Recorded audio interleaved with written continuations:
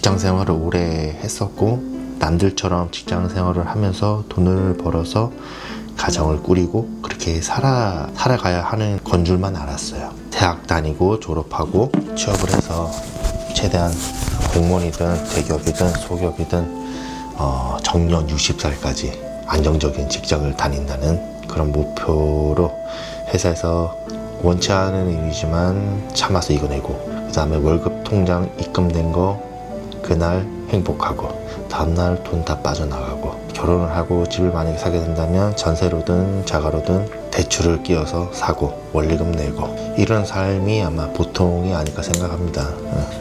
저는 그 과정에서 변화를 하려고 좀 노력을 많이 했던 것 같아요. 제가 지금 이렇게 퇴사를 한 것도, 보통 같은 경우에는 퇴사하기 전에 다른 직장을 구해서 나가야지, 물론 동의합니다. 네, 동의하고, 근데 저는 그들과 생각이 좀 달랐습니다. 실천이 반 이상이다. 저는 그거를 좀 경험을 많이 해봤습니다. 직장 외에도 작은 사업도 했었고, 직장 다니면서 그 전에 뭐 준비도 많이 하는 스타일이지만 실패도 많이 했어요. 그래서 느낀 점도 많고 공부도 많이 했고, 거기에 대해서 그래서 느낀 거는, 일단 어떤 일이든 간에 실수를 가장 줄이고자 준비를 많이 하잖아요. 보통들 유튜브나 책이나 아니면은 기타 주변 지인들, 이분들한테 이제 조언을 많이 듣고 준비를 해서 이제 창업이든 재취업이든 뭐든 이제 본인이 원하는 삶을 꾸리게 될 텐데, 제가 막상 해보니까 저 같은 경우에는 실제 현장에서 제가 만약에 민박업이든 숙박업이든 뭐 치킨집이든 뭐든 상관없어요. 이거를 하려고 했을 때 사전에 준비했던 자료나 공부했던 게 느끼기에는 1%도 도움이 안 됐던 것 같습니다. 나머지 99%는 모든 게 현장에서 알게 되고 변수가 엄청 많습니다. 좋은 회사로 들어갈수록 변수가 많이 없어요. 왜냐하면 좋은 회사는 시스템이 엄청 잘 갖춰져 있어요. 그래서 남들이 다 얘기하는 볼트가 하나 빠진다고 회사가 안 굴러가겠냐, 그 말이 맞고요. 저는 그거에 속하는 그 볼트 하나일 뿐인 겁니다. 내가 아무리 그 회사 안에서 영향력이 있다 했었더라도 저 하나 빠진다 해서, 그리고 누구 하나 빠진다 해서 그 회사가 절대 무너지지 않아요. 그렇게 시스템을 이미 만들어 놨고, 사람이 없어도 회사가 돌아갈 만큼의 경영이나 시스템은 이미 경영진에서 다 만들어 놓습니다. 그래서 인력도 중요하지만 시스템이 좀 중요한 것 같더라고요. 내가 어떻게 살아야겠고, 그렇게 느꼈던 게 뭐냐면, 저는 좀 큰 회사는 다녔는데 시스템이 엄청 잘 돼 있어요. 잘 돼 있고 연봉도 좀 그래도 보통 중상 이상이었고, 여기서 제가 왜 나오게 됐냐면, 이 회사에 돈을 벌어다 주고 제가 원하지 않는 일, 온전히 저를 끌어올릴 수 있는, 저희 가치를 상승시켜서 제가 개인으로 회사를 차리든 아니면은 직속 임원이 되든 해서 그 회사를 성장시키는 거에 대해서 제가 직접적인 영향을 끼치고 싶어서 저는 좀 방식을 바꿨어요. 결론부터 말씀드리자면, 본업이 투자자이길 원하고 부업이 취업 혹은 창업이에요. 그러니까 순서가 바뀌었습니다. 요즘 직장인 분들이 이제 회사 다니면서 대출을 끌어다가 아니면은 본인이 모아둔 돈 가지고 주식 투자나 코인이나 부동산이나 다 투자를 이제 부업으로 하잖아요. 저는 그 방식이, 투자를 하려고 했을 때 목적은 단 하나 아닐까요? 돈을 벌려고 하는 거잖아요. 돈을 벌려고. 자, 돈을 벌려면 월급이 만약에 자기가 500만 원이다. 그럼 생활비 나가고 뭐 나가고 뭐 한 300만 원을 꼬라박아서 한 달마다 적금 붓고 돈 시드 모아서 주식이든 뭐든 했다고 칩시다.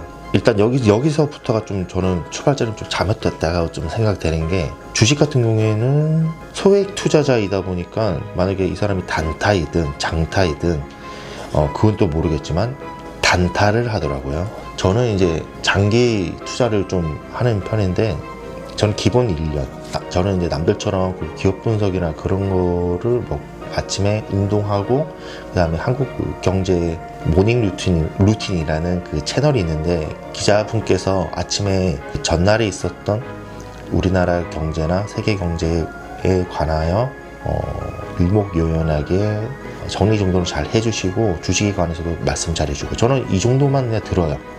흐름을 듣고 이걸 가지고 저는 이제 장기 투자를 무조건 합니다. 1년 이상. 수익이 막 5%, 10%. 다음날 30% 됐네. 팔아야겠다. 저는 이렇게 안 합니다. 그리고 만약에 부동산 같은 경우에는 CD가 좀 더 많이 필요하죠. 어떤 분은 이제 아파트를 선호하는 분이 있고, 건물을 선호하는 분이 있고, 그 다음에 임대업을 선호하는 분이 있고, 상가를 선호하는 분이 있고, 뭐 여러 가지겠죠. 오피스텔이나. 이 부분에 대해서 만약에 이 종목을 선택할 때 직장인 분들이 어떤 기준으로 이거를 선택하냐 이거죠. 책을 봤든 유튜브를 봤든 여러 가지 이제 뭐 검색을 했겠죠. 근데 이게 과연 신뢰성 있는 자료로 그리고 근거로 투자를 했느냐, 이거부터가 문제점이 발생하는 거예요. 이게 저 같은 경우에는 그에 관한 법률이나 아파트 투자라던가 부동산 투자를 한다 했을 때 그 분야에서 어쨌든 간에 흐름이나 그에 관한 최대한 제가 공부할 거는 공부합니다. 준비할 것. 여기서 좀 갈린다고 생각해요. 보통 분들은 부동산 전문가나 주식 전문가나 투자 전문가가 있는데 이런 사람들한테 상담료를 주는 게 엄청 아까워하더라고요. 단돈 10만 원이라도 주고 상담 받는 걸 엄청 아까워하더라고요. 그러면서 본인은 돈을 꾹꾹 모아서 넣는데 막 망해. 물론 전문가가 다 알려준다 해서 다 오르는 건 아니지만 모든 그냥 직장인 분들이 본업을 갖고 있고 월급 가지고 조그만 돈으로 이제 투자를 하는데 전문가보다는 확실히 모를 거 아니에요. 그건 맞지 않습니까? 모르면 매일같이 이걸 붙잡고 일하는 사람한테 조언을 구해야 되지, 상담료 10만 원, 100만 원이 아깝다 해서 나중에 수천만 원, 수억을 까먹는 그런 저는 분들을 많이 봤거든요. 첫 번째로 제가 공부를 빡세게 좀 하고요. 이 공부를 왜 하냐면 제가 이 전문가를 뛰어넘기 위해서나 아니면 제가 나름대로 공부해서 혼자 투자해갖고 뭐 혼자 대박이 나겠다.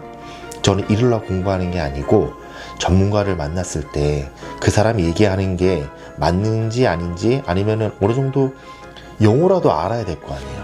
그러니까 이거를 이 사람이 얘기했을 때 이해를 하려고 공부를 하는 거예요. 저는 저 혼자 투자하려고 공부하는 게 아니고 이게 진짜 중요합니다. 준비 기간 동안 제가 또 뭘 생각했냐면 제 건강에 대해서 한번 생각해 보았습니다. 이거 한 번도 돌이켜보지 않았던 것 같아요. 건강식도 해가면서 운동도 얼마나 재밌게 하느냐. 그래서 운동도 저 혼자 하는 게 아니고 가족들과 같이 시간을 보내면서 할 수 있는 운동, 이것도 참 중요한 것 같고, 챗GPT는 한번 물어봤을 때 답이 나오면 이게 확실한 게 맞아? 더 좋은 대안이 없어? 얘기하면 말이 또 바뀌어요. 계속 바뀌어요. 그래서 저는 최대한 챗GPT의 내용을 끌어올려서 최상의 답을 만들어서 그걸 좀 정리를 하는 편이에요. 그래서 오늘은 약간 건강식, 약간 40대 분들, 직장인분들 건강 좀 돼야 될 때잖아요.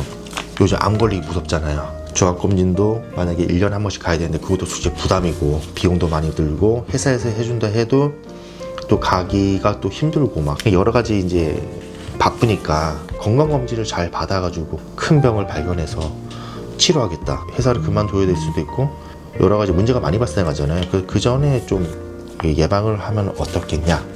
어떤 음식이 가장 점수가 높고 이걸 언제 먹어야 되고 핵심은 어떤 걸 좀 예방이나 건강을 좋게 해줄 수 있냐. 물론 이거 다 먹는다고 막 건강이 다 좋아지는 건 아니겠지만 나쁜 거 먹는 것보다 이런 걸 챙겨 먹는 게 아무래도 직장인분들 좋겠죠. 자, 첫 번째 루틴.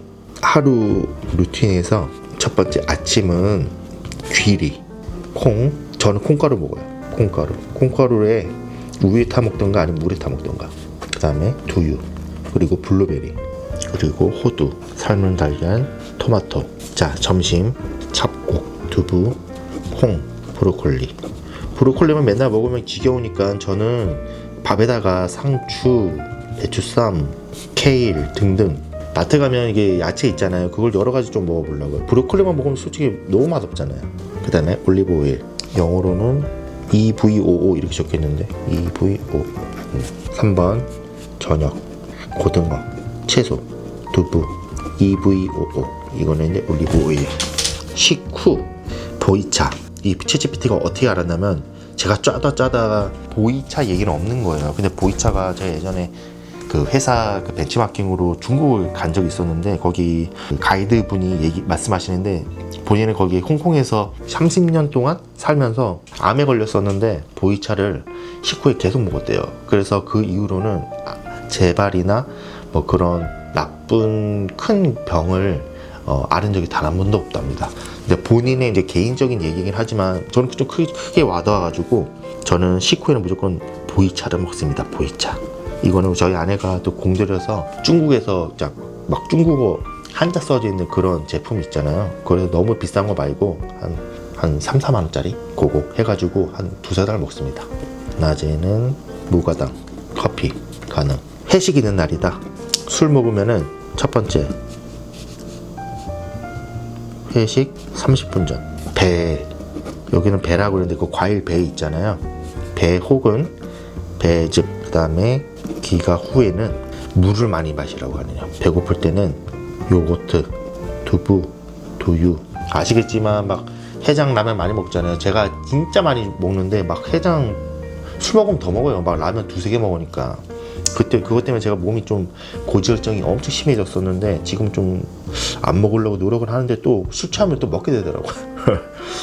그리고 3번 술 먹고 다음날 아침 이제 출근하기 전에 힘들잖아요. 막 일어나기 힘들어. 막 힘들어.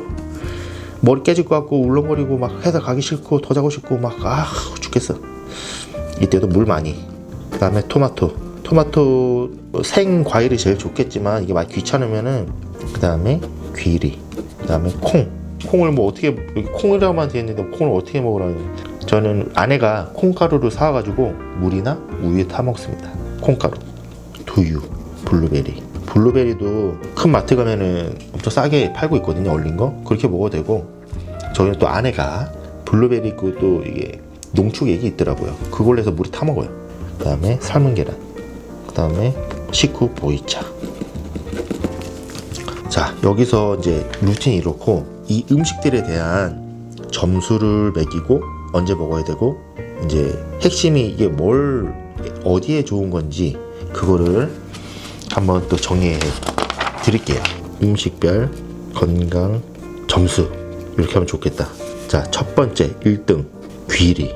100점 만점에 100점. 점수 100점입니다. 100점. 언제 먹냐? 아침. 어디에 좋냐? 대장암, 혈당, 콜레스테롤. 대장암 할 때 아시는 분은 아시겠지만 대장 내시경 엄청 괴롭잖아요. 대장 내시경 전날 3일 전부터 막 굶어야 되고 그 아침에 그 전날에 막 이상한 음료 마셔서 설사해서 다 비워내. 하기 싫어. 너무 하기 싫어. 귀리 많이 먹고 싶다. 귀리. 그 다음에 콩, 두부 99점. 이거는 언제 먹냐면 아침, 점심, 저녁 모두 먹습니다. 어디에 좋냐면 심혈관, 당뇨, 장이라 써져 있는 것 같은데 장. 그 다음에 3등 브로콜리. 점수는 97점. 언제 먹냐? 점심, 저녁. 이거는 암 예방. 이거는 모든 암이 거의 예방이 되나 보죠. 암 예방 식단 이렇게 적혀있네. 그리고 4번 올리브유, EVOO 올리브유. 점수는 97점. 이것도 점심, 저녁. 어디에 좋냐? 심혈관, 대사. 5등 고등어. 점수는 96점. 이것도 점심,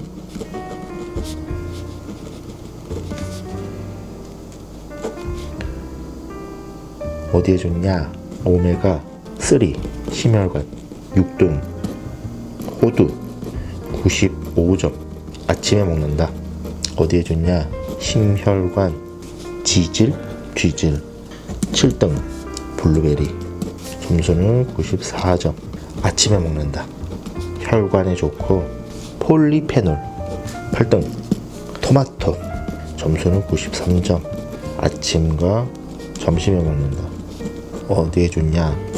라이코펜 심혈관. 9번 무가당 요거트. 점수는 90점. 음식별 건강 점수 언제 먹어야 하는지, 이 음식이 어디에 도움이 되는지 그렇게 좀 정리를 해봤어요. 감사합니다. 화이팅!